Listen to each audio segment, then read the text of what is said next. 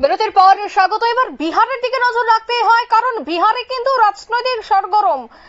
সামনেই রয়েছে বিহারের নির্বাচন, আর বিহারে নির্বাচনের প্রাক্কালে প্রকাশ্যে এলো লোক জনশক্তি পার্টির বিবৃতি। কিসে বিবৃতি?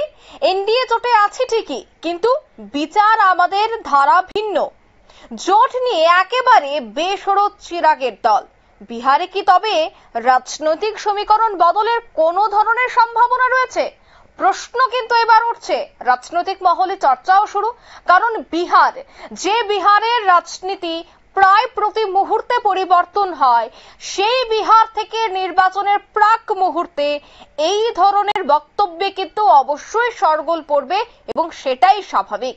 আর তা নিয়ে আমরা বিস্তারিত আলোচনা করব। টেলিফোন লাইনে এই মুহূর্তে যুক্ত হয়ে গেছে রাজনৈতিক বিশ্লেষক অশোক দাস। অশোক বাবু, প্রথমে আপনাকে নিউজ ভ্যানগার্ডের পর্দায় স্বাগত জানাচ্ছি। নমস্কার সকলকে, আপনাদের নমস্কার। হঠাৎ করে একেবারে সুর বদল চিরাগের, নতুন করে কি রাজনৈতিক ঘুঁটি সাজানোর পরিকল্পনা, কি বলবেন? দেখুন, এই বিহারের রাজনীতি তো ক্ষণে ক্ষণে যেমন কখনো রৌদ্র কখনো মেঘ, তো সেরকম। তবে একটা জিনিস এটা ঠিক যে সামনে তো বিধানসভা নির্বাচন কয়েক মাসের মধ্যেই, তো সেই জায়গায় এই তো মানে জোট সরকার চলছে। এনডিএ যেমন কেন্দ্রে একটা এনডিএ জোট সরকার চলছে, সেরকম বিহারেও একটা এনডিএ জোট সরকার চলছে। কেন্দ্রে যেমন নরেন্দ্র মোদীর নেতৃত্বে প্রধানমন্ত্রী উনি সেটা চালাচ্ছেন, রাজ্য বিহার রাজ্যের ঠিক তেমনি ভাবে নীতিশ কুমারের মুখ্যমন্ত্রীতে নীতিশ কুমারের নেতৃত্বে সেখানে একটা জোট সরকার। সেই জোটটা কিন্তু উনি যেমন বলছেন, চিরাগ পাসওয়ান, আমিও শুনেছি যে দিল্লিতে আমরা আছি, বিহারে তো সেরকম আমাদের কিছু নেই, আমাদের জোট নেই। দেখুন, এটা হচ্ছে বার্গেনিং, আর কিছুই নয়। বার্গেনিং কিরকম, যে 5টা সিট দেওয়া হয়েছিল চিরাগ পাসওয়ানকে, সেই 5টা সিটেই তিনি জিতেছেন লোকসভায়। কিন্তু আমরা যদি পিছনের দিকে তাকান, ঠিক 5 বছর পিছনের দিকে তাকান, তখন কিন্তু জোট হয়নি। চিরাগ পাসওয়ান আলাদা লড়েছিলেন, সেই আলাদা লড়ে কিন্তু একটা সিটও তিনি আনতে পারেননি, বিধানসভায় একটা সিটও জেতেননি। হ্যাঁ, জনতা দলের অনেক সিটের ক্ষতি করে দিয়েছিলেন, সেই যে সংখ্যা তত্ত্বের যে হিসাব, সেটা ক্ষতি করে, যেটা বলা যায় রাজনৈতিক ভাবে যে একটা সংখ্যা তত্ত্বের হিসাবে ক্ষতি করে দিয়েছিলেন। কিন্তু তার নিজেরও কিন্তু কোনো লাভ হয়নি, একটা বিধানসভা থেকেও তিনি জিততে পারেন। সেই জন্য আবার একটা দেখুন, বিহারের এখন একটা পিকুলিয়ার কন্ডিশনে চলছে। তো তার মধ্যে দেখুন, নীতিশ কুমার একজন অবিসংবাদিত নেতা, দীর্ঘদিনের রাজনীতির সঙ্গে যুক্ত আছেন। তার গায়ে ওই আজকালকার দিনে যেসব নেতারা আছেন, যেমন কালির দাগ লাগানো ছেটানো, স্বজন পোষণ, দুর্নীতি থেকে আরম্ভ করে এবং নানান রকমের কেলেঙ্কারির সঙ্গে যুক্ত, সেটার সঙ্গে কিন্তু নীতিশ কুমার নেই। সব থেকে বড় প্রমাণ হচ্ছে তিনি আইনের শাসন যেটা বলে সেটা যতটা সম্ভব চালাবার চেষ্টা করছেন, দলীয় শাসন চালান না। যেমন অন্য অনেক রাজ্য আছে, আমি পশ্চিমবঙ্গের কথাই বলি, এখানে দলীয় শাসন চলে, এখানে আইনের শাসন চলে না। সেটা তো আপনারা জানেনই, এবং সেটা বিচার ব্যবস্থা সে অনেক সময় সেটা নির্দেশ করেছে। সেই জন্য, এবং একজন প্রশাসক, সে জনকল্যাণের কথা চিন্তা করে সেই দিক থেকে। এবং আজকের দিনে বিহারের যতবার নির্বাচন হয়েছে নীতিশ কুমারের সময়কালে, কেউ বলতে পারবেন না যে নীতিশ কুমারের দল যে কোথাও কাউকে ভোট দিতে বাধা সৃষ্টি করেছে জনতা দল ইউনাইটেড, বা কেউ ভোট লুট করে নিয়েছে। এই যে কতগুলো তার মানে প্লাস পয়েন্ট আছে, এবং মহিলাদের জন্য তিনি যেসব কাজকর্ম করে যাচ্ছেন, পুলিশের আজকে দেখুন 35% পুলিশের নিয়োগ করে দিয়েছে, সেখানে কনস্টেবলের চাকরিতে, সেখানে যেখানেই যাবেন, যে জেলায় যাবেন, মহিলাদের জন্য দেখবেন তারা ল অ্যান্ড অর্ডার মেনটেন। এই যে সুবিধাগুলোর জন্য নীতিশ কুমার তার নিজস্ব একটা আলাদা ক্যারিজমেটিক লিডার হিসাবে সে প্রতিষ্ঠা লাভ করে নিয়েছেন। সেই জায়গায় আজকের দিনের এনডিএ শক্তিশালী নরেন্দ্র মোদীকেও সেখানে নীতিশ কুমারের সঙ্গে সেই জন্য থাকতে হচ্ছে। তবে চিরাগ পাসওয়ানও সেই জন্য বলেছেন ঠিকই, কিন্তু বলার দুদিন পরেই কিন্তু আবার নীতিশ কুমারের সঙ্গে দেখা করেছেন, ফুলের স্তবক নিয়ে তাকে দিয়েছেন। এটা একটা বার্গেনিং, যে কতটা সিট বিধানসভায় আমি পাবো, কতটা আদায় করা যায়, এই বার্গেনিং এর জন্য চিরাগ পাসওয়ান এসব করছেন। আরো একটা বিষয় আমি জানবো, কারণ সম্প্রতি আমরা দেখেছি যে আরজেডি নেতা তেজস্বীর সাথেও সাক্ষাৎ করেছেন চিরাগ, তারপরে জনশক্তি পার্টির এই বিবৃতি। কি মনে হয়, মানে জোট কি বাঁধতে পারে আরজেডি এবং লোক জনশক্তি পার্টির? কারণ এই ধরনের প্রশ্নই উঠছে।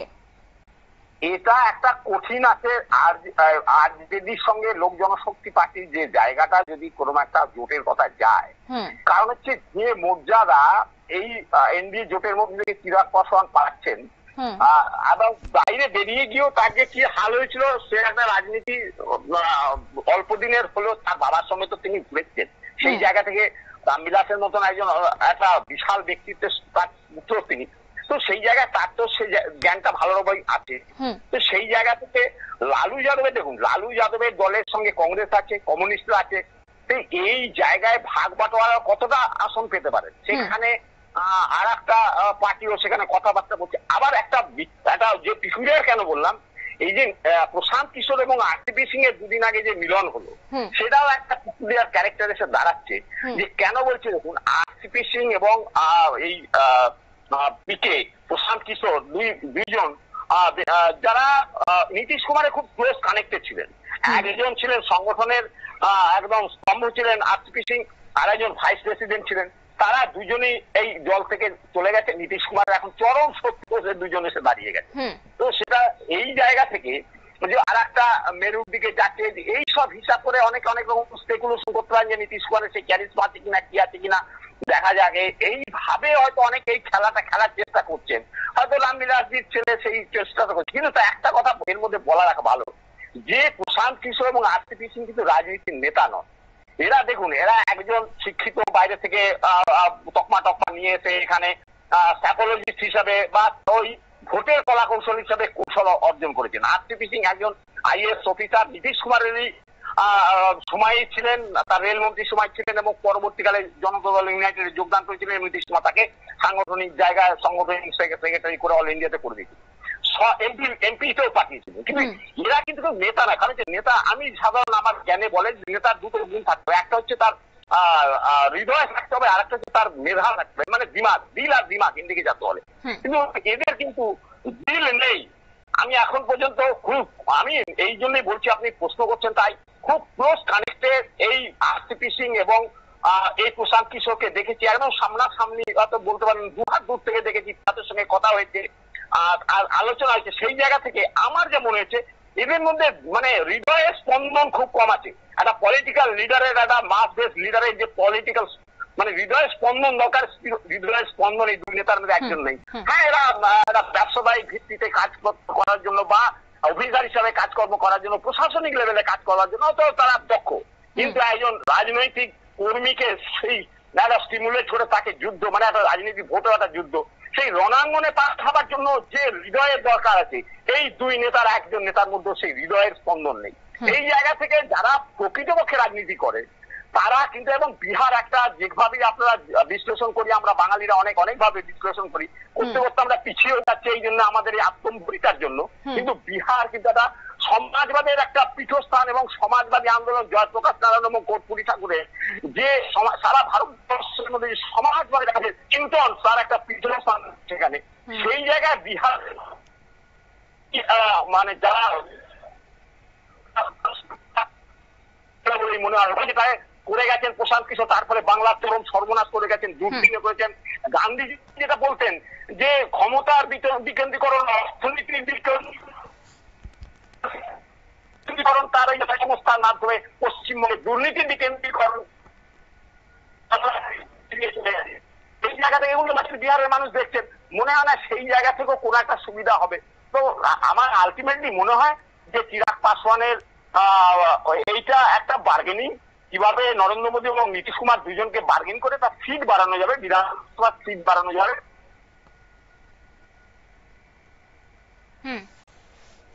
বলুন। একদমই। আরো একটা বিষয় আপনার থেকে জানবো, আপনি যে কথাটা বলছিলেন যে এর আগে আরজেডি নেতার সাথে, তেজস্বীর সাথে দেখা করেছেন, তারপর দেখা গেছে যে এনডিএ জোটের মধ্যে আসন ভাগাভাগি নিয়ে আলোচনা, তারপর নীতিশ কুমারের সাথেও দেখা করেছেন চিরাগ পাসওয়ান। সবটা মিলে এবার উভয়ের সাথে দেখা করা, ব্যালেন্স মেনটেন করা, সবটাই একটা কৌশল হিসেবে তিনি কাজ করার চেষ্টা করছেন, কারণ নির্বাচনের সামনেই রয়েছে, কোন দলের সাথে কথা বললে তার আসন সংখ্যা বাড়বে বা সমর্থকরা বাড়বে, এই বিষয়টার দিকে তিনি ব্যালেন্স মেনটেন করার চেষ্টা করছেন।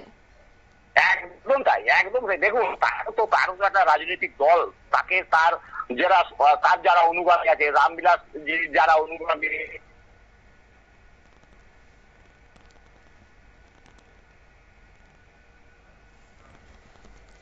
যান্ত্রিক গোলযোগ, তার জন্য তো তাকে চেষ্টাটা চালাতেই হবে। সেই চেষ্টাটা তো তিনি করবেন। এটা তো রাজনীতিতে স্বাভাবিক ব্যাপার, এটা কোনো অস্বাভাবিক ব্যাপার। একদমই, ধন্যবাদ আপনাকে। হ্যাঁ, অর্থাৎ বিহারের নির্বাচনের প্রাক্কালে প্রকাশ্যে কিন্তু দেখা গেল যে একেবারে চিরাগ পাসওয়ান তিনি কখনো আরজেডি নেতার সাথে দেখা করছেন, তো আবার কখনো দেখা যাচ্ছে যে বিহারের মুখ্যমন্ত্রী নীতিশ কুমারের সাথে দেখা করছেন। অর্থাৎ নির্বাচনের প্রাক মুহূর্তে দুই দিকে ব্যালেন্স করে কিভাবে নিজের জয় ছিনিয়ে আনা যায় বা কিভাবে কোন দলের সাথে যোগাযোগ রাখলে আসন সংখ্যা বাড়ানো যায় তার দিকে কিন্তু এবার জোর দিচ্ছেন, এবার নয়া কৌশল অবলম্বন করছেন চিরাগ পাসওয়ান।